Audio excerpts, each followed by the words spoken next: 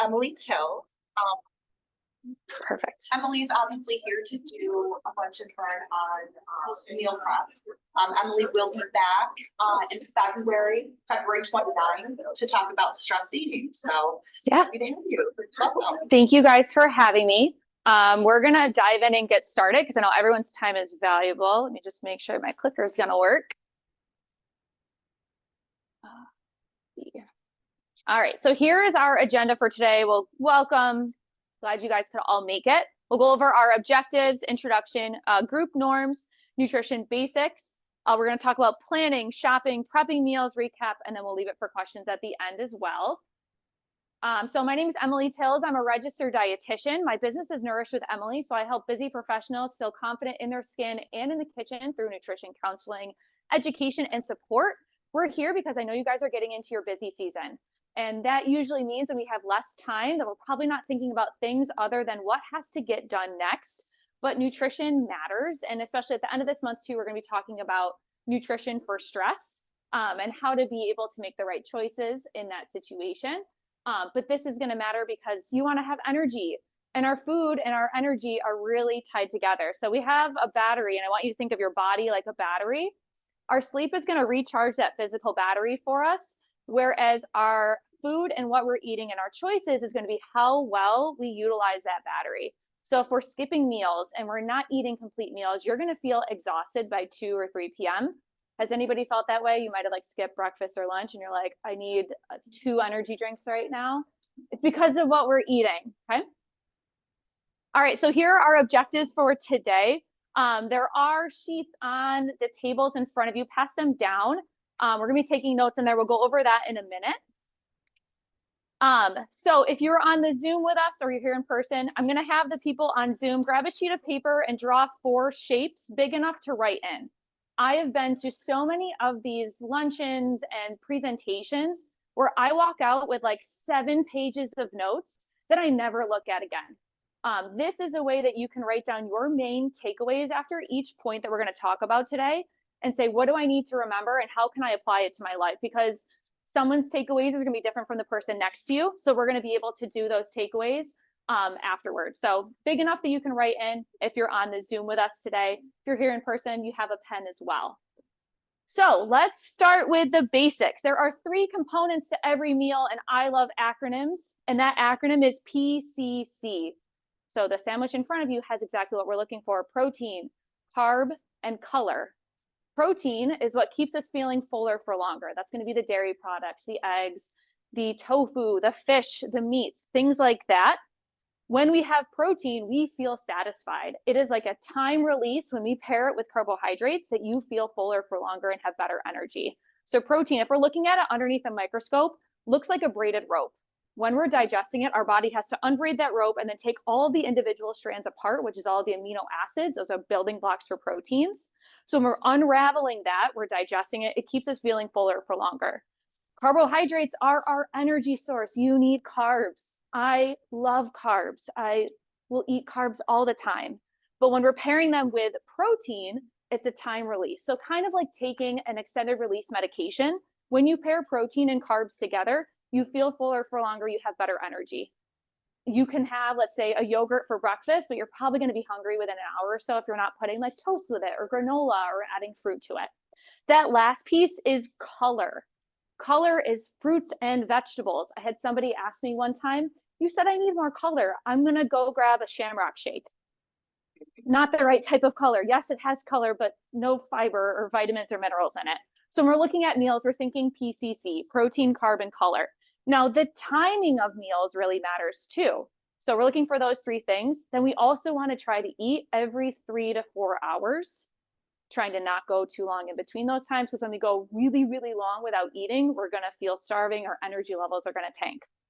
So 3 different colors, 3 different food groups, or PCC, eating every 3 to 4 hours and making sure we're having at least 3 meals. The last point of the 3 is trying to not eat within 3 hours before going to bed, which I know can be really, really hard, especially if you're doing late nights for working.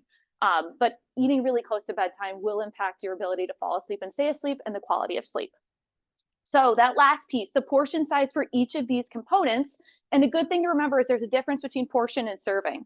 A portion is what's served to you. When you go to the Italian restaurant, they give you a half a pound of pasta.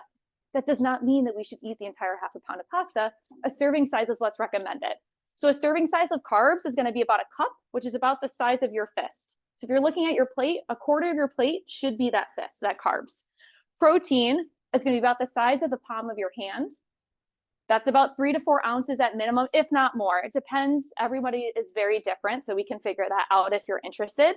And that last piece for fruits and vegetables, at least 1, if not 2 fists. Ideally, half of your plate is color. It's going to help with fullness, vitamins, and minerals. Okay. So here are some easy ideas. These are all minimal prep things that can help us for those PCC meals. Yogurt with toast, apple, and peanut butter, protein, carb, and color.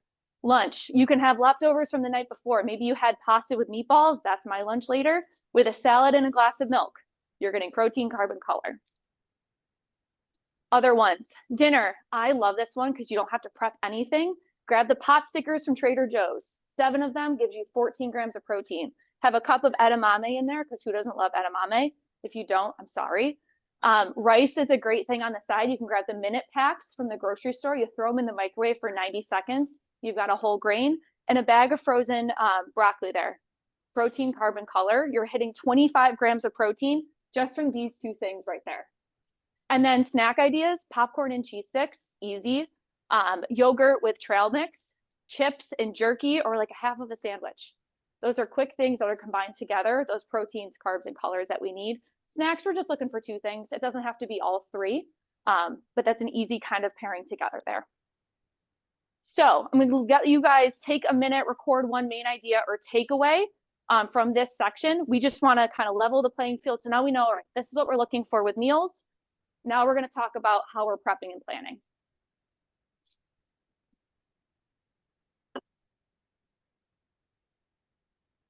Pick any shape.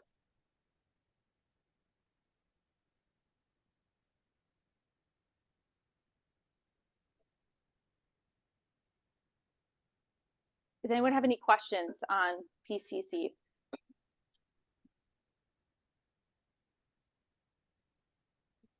Cool.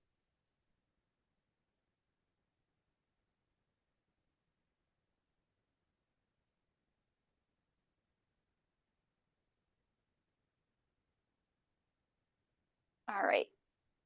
So I want to know, what is your biggest struggle with meal planning and prep? You can just say it. Time. Yeah. We feel like it has to be like 6 hours, right? Like Sunday, entire afternoon. I'd rather be golfing, honestly. I don't want to be doing that. So yeah, time is a huge piece. Probably thinking of like, what am I going to have? What am I going to make? Or getting bored with what you're making. I am a victim of that. By Wednesday, I don't want what I've prepped for lunch anymore. I need to find something different. Overwhelmed with the whole process. Making things that everyone will like. If you have a family or a significant other, or you live with other people and you're prepping, you don't want to feel like a short order cook, which is often how we can feel, especially if you got young kids at home as well too. Shopping for groceries without spending $200 a trip. This irks me to no extent. I hate how expensive everything is. Making meals easy, getting the motivation to plan and prep, where to start and feeling prepared for that entire week. These are all struggles that we've heard from our clients, as well as just people that we interact with on social media too. So here's what we're going to dive into next. Let's talk about planning and building your meal. So we talked about PCC, but the first thing that we can do to make any change as far as with planning and preparation of meals is awareness. I want you to think about, what are we doing right now? Is it like a fly by the seat of my pants situation? Is it like we are planning everything? Am I missing some of those key components? I tell our clients all the time, awareness precedes change. We cannot change anything until we know what is going on. So here's a way that we can kind of attack it. First, survey what the heck you have going on for the week. Do you have late nights? Are you traveling? Do you have to run places after work? What's working for you? What's not working for you with that awareness piece? But what the heck is going on that I need to plan for? Maybe then you're asking yourself too, when do I want to shop, or when do I like to shop? Maybe you don't want to shop on Saturdays or Sundays because it's crazy. What are your interests with meals and snacks? Do you like something different every day? What about the weekends? This is a huge place where many of us will fail, is that we think Monday through Friday and we wake up on Saturday and it's like, there's no food in the fridge. What are we going to make? I guess we're skipping breakfast this morning because I don't have anything. And then also, what are your favorites too? So these are questions where you can kind of say like, all right, I want to shop twice a week. I want to shop on Tuesday nights because I know that meat is cheaper on Tuesday nights. That's when Wegmans marks everything down. I don't want to have to plan 21 different meals a week. And I want to make sure that I'm having stuff for those weekends too. So when we go ahead and lay out that week, I want you to grab your calendar. Maybe you have a calendar for your household or it's on your phone. Write out everything you have going on. Appointments, working late, travel, whatever it is, writing it down is then going to help us make the choice that we're looking for those meals. Like, what kind of meal do I need? Can I make a Food Network recipe that has 20 pots and pans I need to cook after? Maybe on the weekends, probably not during the week. Or do I need like that pot stickers with edamame and rice and broccoli dish where I don't have to cook anything. I can just throw it all in my microwave or the air fryer. So figuring out what's going on and then saying, what kind of meal do I need in that situation? We're gonna talk about some ways to kind of choose some of those meals in a minute. But then adding into of like, all right, I have that type of meal. Do I need a quick meal? Do I need leftovers? Is it something that I can spend time on? When you're gonna shop and cook, throwing that on your calendar will make it so much easier. It's another thing on the to-do list, but you're gonna feel so much better when you get it done. And then scheduling out those meals for the week. So once we can kind of lay out what's going on, what's needed, then we can say, all right, what am I gonna have? But a good reminder is that you don't have to prep 21 different things. You can eat the same breakfast all week long if you like the same breakfast. It doesn't have to be anything where it's like, I need to come up with something different. You don't have to reinvent the wheel. Consider shopping on Monday and Thursday and maybe prepping those days too if you don't want to spend time on the weekends. Those are usually when things are going to be marked down. But that can be an easier way to kind of break things up if you don't want to spend an entire day on Saturday or Sunday. So once we know what's going on for the week, we have to start plugging in these ideas. I learned this theme nights from one of my clients and I highly recommend it. So they have a grill night. I believe their cadence is Sundays is crock pot, Mondays is leftovers, Tuesdays is tacos, Wednesdays is pasta, Thursdays is grill night, Friday is takeout, and then seafood is mixed in there somewhere. But having that theme for each night can help you regulate your grocery bill. You're not having to reinvent the wheel or try to find different recipes, and you're not using the same recipes week to week. But you can say, all right, we're going to do shrimp tacos this week, and next week we'll do chicken tacos, or we'll make them into fajitas. But having that theme will save you money at the grocery store and also save that stress too. And those themes can be whatever you like. If you have a family, asking them what they like to eat, really. Asking your kids, what are their favorite dishes? What are your favorite dishes? What are your significant other's favorite dishes? That's going to be an easy way to piecemeal things that you know that everyone's going to eat in, and then you're not a short order cook. And maybe it's saying, I'm going to try one new meal each week. So these are some of my favorites. I love the theme nights. We try to do that pretty consistently. But I know too, I always have that back pocket of staples of like, I can easily throw together spaghetti and meatballs and not have an issue, or make pizza. And it's something that will also feed us for the entire week too. So once we have that idea of what's going on, we're plugging in kind of what we need. Maybe you're doing the theme nights, maybe you're doing something else. So planning idea, maybe you're just pinpointing one main entree each day. Maybe you're saying like dinner tonight is going to be something that's in the crock pot right now, and then I can have it as leftovers tomorrow for lunch. Or maybe you've said, I'm going to batch make sides for the week. I'm going to make a crap ton of pasta salad, or you're going to pick it up from Panini's and get a lot of pasta salad and say, there's my carb for the week. Meal helpers, which we'll cover in a minute too, are also a really great option to save you time, especially for like, I don't want to make 3 separate things. I'm only going to grill. Having some of those meal helpers can be helpful as well. And then remembering we're still looking for PCC with those meals that we're planning as well too.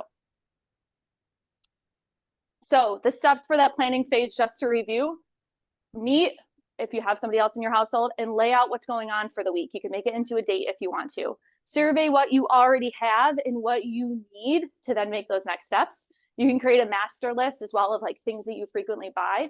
Wegmans, if you use their Shoppers Club card and you go onto their app, it'll tell you you frequently buy all of these items. You can automatically add it to your list so you don't have to think about it. Think the same thing too with Price Chopper as well. Find those recipes or meal ideas and assign them to different days. It's okay to have 3 days of leftovers. Keep thinking about the PCC framework and then making your list. So Other things just to think about with deciding those meals. You can do a standard breakfast all week long. I did a 13x9 with tater tots on the bottom, peppers and onions, a container of feta cheese, a half a thing of bacon bits, and a container of egg whites. Baked it in the oven, and that's my fiance and I's breakfast for the entire week. I don't have to think about anything. I go to the fridge, I cut it, and I throw it in the microwave. I got PCC right there. Lunch options, you can think of like 2 different things. You know, maybe it's a hot meal or leftovers. Sandwiches are a great PCC meal, like I said. Dinners, you can reuse proteins. Maybe you did pulled pork in the crock pot. You can use it as tacos or sandwiches and keep reusing that protein source throughout the week too. So I'll give you a minute. I want you to write one main takeaway or idea from this section in any shape.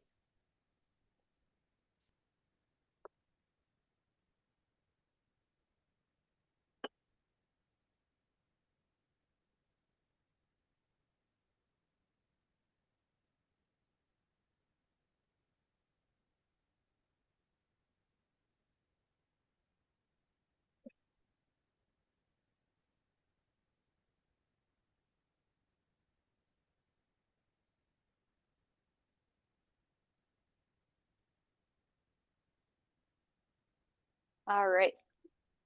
So we're going to talk about shopping. Before you go, things to remember, always look to see what you have on hand. I have so many things of breadcrumbs in my pantry right now because I keep forgetting that I bought breadcrumbs. So I keep buying them. Always survey what you have on hand or else you will end up double buying. Look for ways that you can save time when you grocery shop, and I'll share some of those time saving things next. You can always use meal delivery options. Factor meals can be great if you don't want to cook at all. They're not going to be a reason to help you achieve a certain goal. However, there's something that are very quick and convenient that you can throw in the freezer and reheat as needed. They're single portions. They do get expensive though. They're like $15 a serving. HelloFresh or EveryPlate can help with that decision fatigue we can sometimes get. You have like 15 to 60 meals, I think, if you do the HelloFresh to choose from. It sends you everything. You don't have to grocery shop.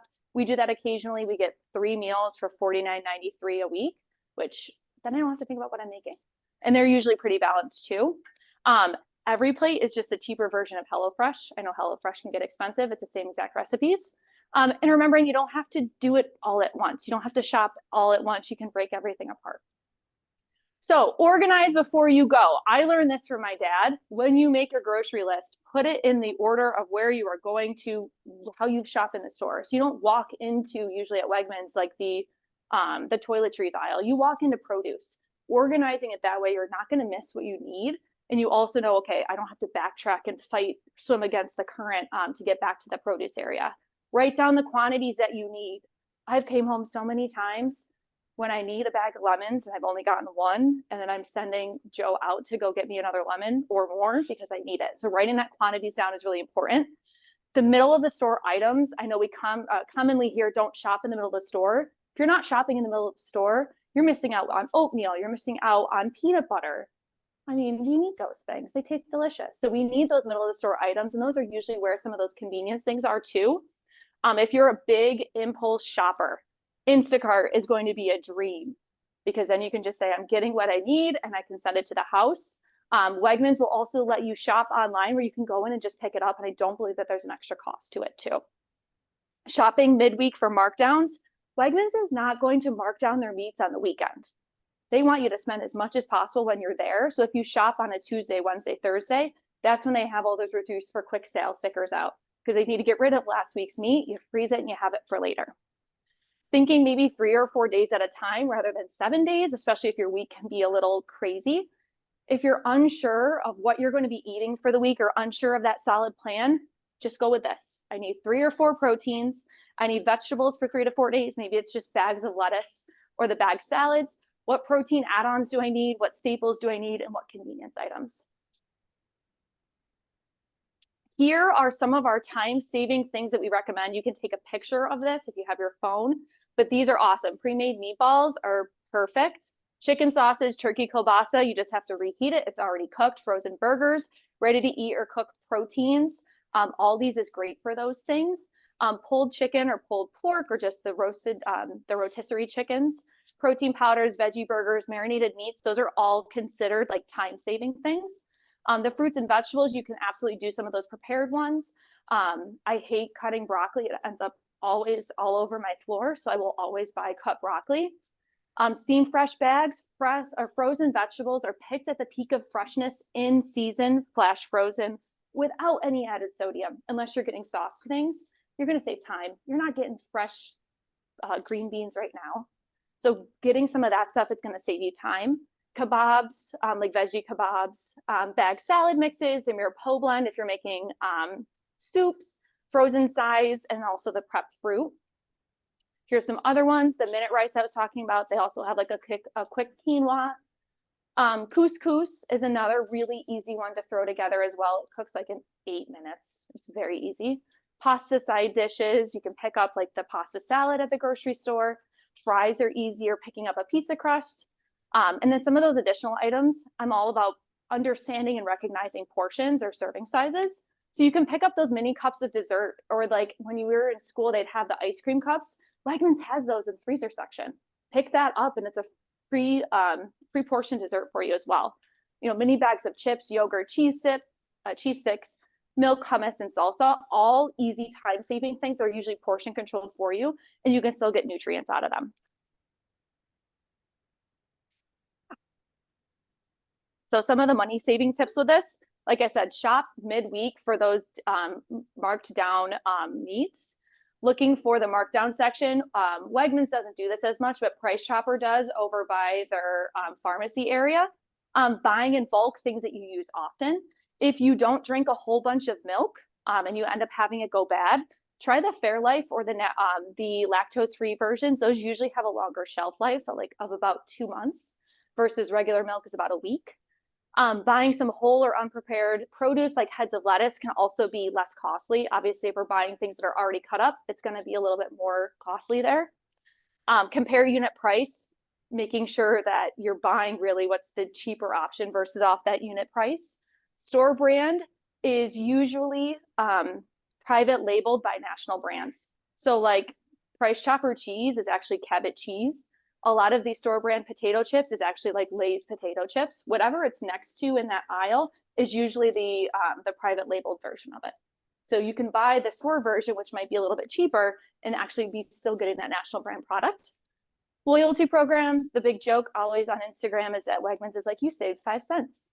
But Price Chopper is usually a little bit better with their Advantage card. And the shoppers programs too, if you're an impulse buyer.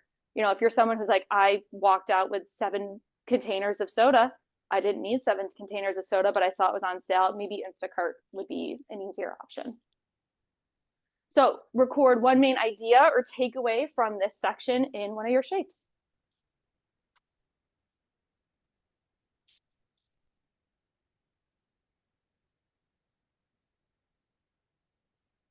Any questions on shopping? I hate grocery shopping, but I do it.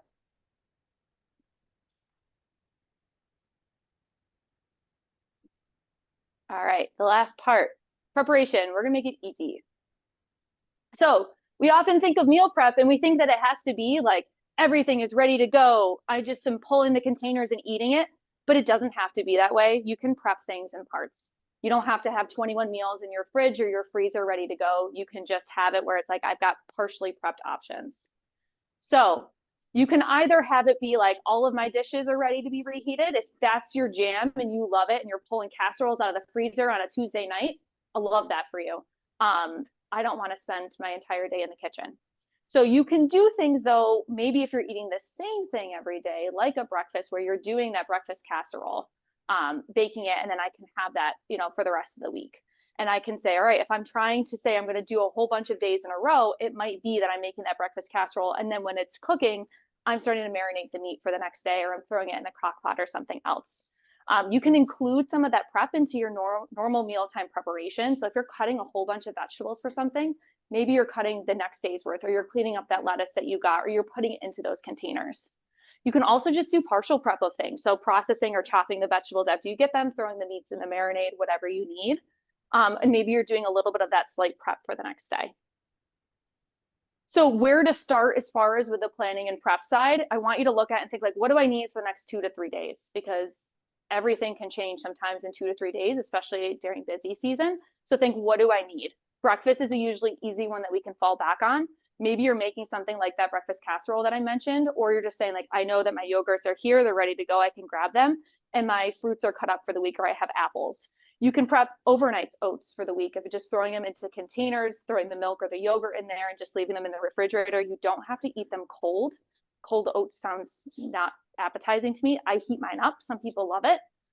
You can even just chop veggies up in bowls for scrambled eggs and then throw the eggs in there and throw it in the microwave. Turns out really well. And it's just like the breakfast in a bowl that you can get from Jimmy Dean. While your breakfast is cooking or prepping, you know, maybe you're starting on that next piece of like, all right, I've got 20 minutes while that's in the oven.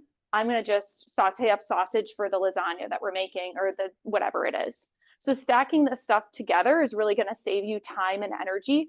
And it's less of the like, all right, I'm going to go sit down and, oh man, I got to get back up and do another thing now. Prep assistance, like we said, partial prep ahead of time for the week. You can chop those fruits or vegetables, or just buying them already pre-cut. It will save you time. Breaking up those prep tasks, so doing it in the downtime of things cooking. And your prep can really just mean like, I'm defrosting and marinating things for the night before, or I've made a big pasta salad and there's my carb for dinner for the week.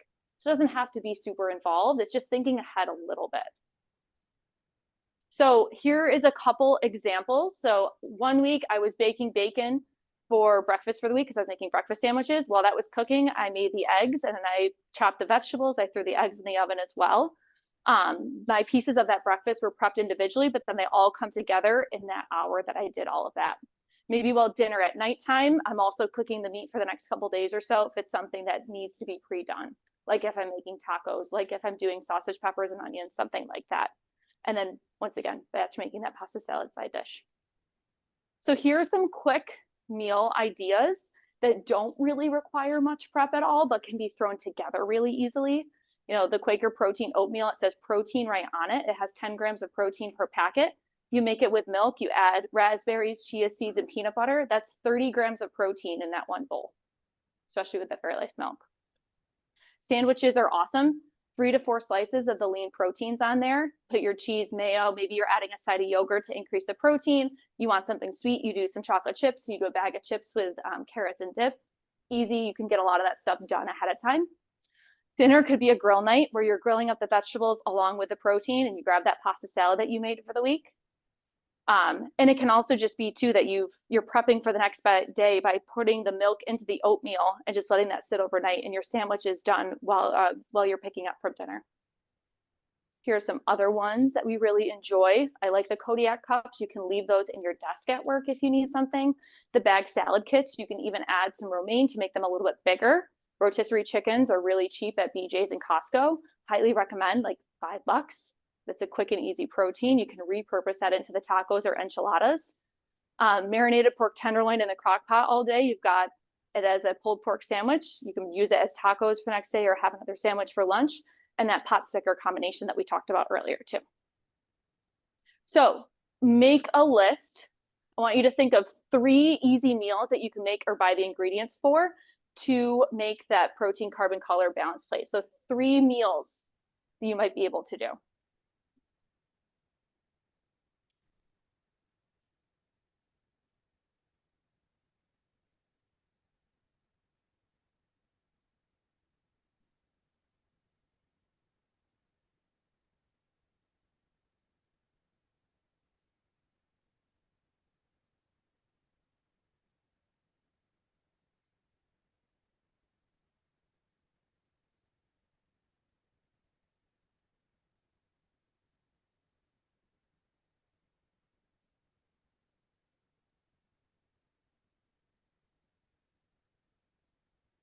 Sausage, peppers, and onions is an easy one because you could just throw it on a bun.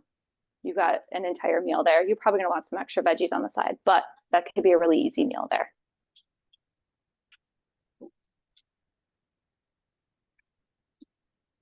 Another really good vegetable grab would be butternut squash, because it's usually cut up already. If you buy it that way from the grocery store, then you're not cutting off your fingers when you're trying to process it. But that could be another really great thing to kind of have on hand and have it be another color for you too.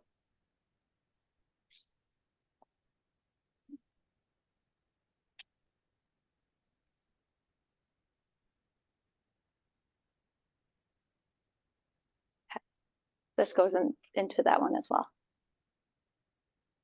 Anyone want to share what their easy meals was that they put together? Just one. Andrea's smiling at me. Well, tacos, I Mhm. think is always super easy, Mhm. just with like chicken, lettuce, tomato, and Mhm. your shallot or tortilla. Yep. I always like just easy pasta with like roasted vegetables and then a protein. Mhm.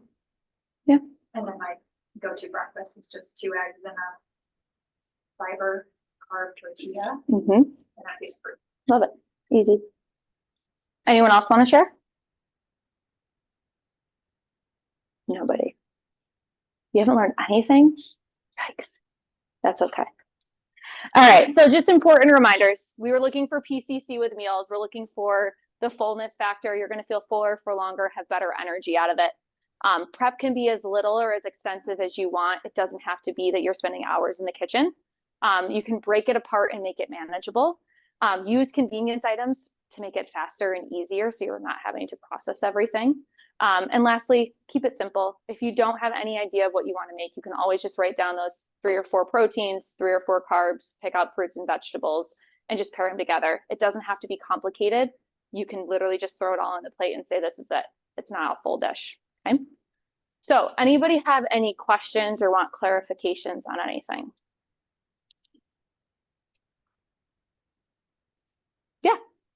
So when you're talking about vegetables, is how we prep them going to affect the nutritional value of any vegetables? Do we want to keep that in mind? Yes. So anytime you blenderize something, because some people like to make smoothies, you're still going to get the vitamins and minerals out of it. However, you're breaking down the fiber. So you're not going to feel as full off of a smoothie as you would of having, let's say, like the greens in a salad or something like that.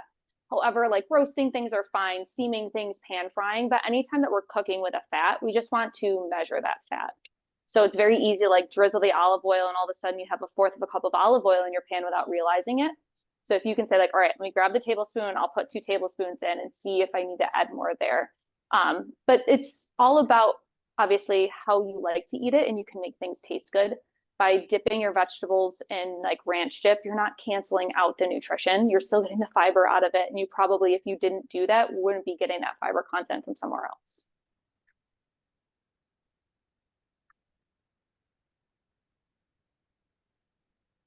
Anything else?